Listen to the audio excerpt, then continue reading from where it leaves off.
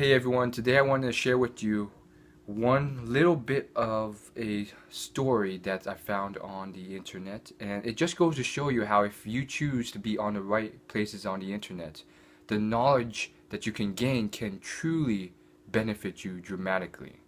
So here's the story, and I got this from Reddit, and it just goes to show again that if you're on the right parts of Reddit, it can be very helpful. So basically, this is her story, and I've heard hundreds of stories of similar caliber, of all different topics and all different subjects and different characters, and it's all very different, but oftentimes they've all helped inspire me tremendously. So here's how it goes. My boyfriend and I were in a car accident 3 years ago, coma for a month. When he woke, he had to relearn everything, from brushing his teeth to wiping his butt to balancing his checkbook. That's checkbook. Sorry, I said checkbook. Anyhow, wasn't able to work for 2 years. Just recently, he got a job making about 25% more than he did before the accident in a completely different field. I guess my point is that you can remake your life no matter what you've been through. And there's another message here, and it's just that it's possible. And what this man seemed to do was he started over in a different field and made it. And so it's one of those things that's quite inspiring, and uh, I just wanted to share with you.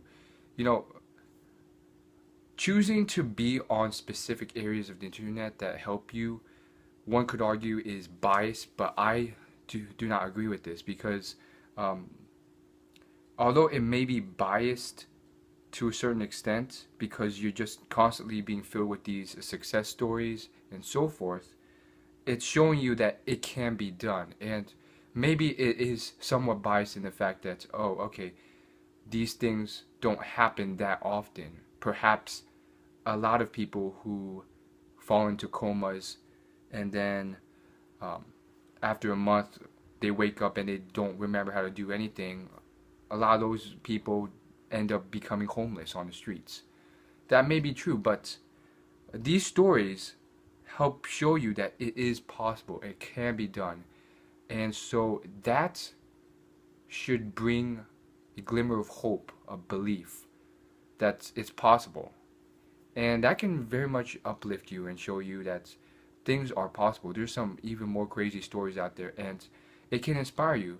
It can make you think, well, if that person can do that, if this guy can survive a concentration camp for that many years, or survive being a prisoner of war and torture for all these years, or go from broke to millionaire or whatever, it's possible. It's no longer a 0% possibility.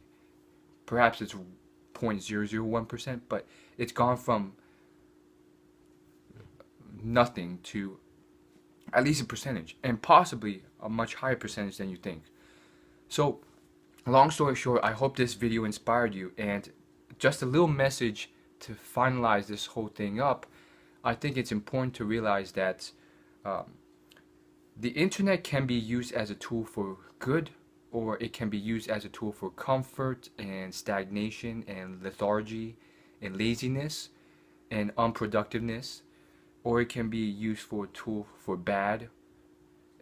And what I mean by that is it can actually hurt you rather than help you, even if you think it's helping you in a certain way.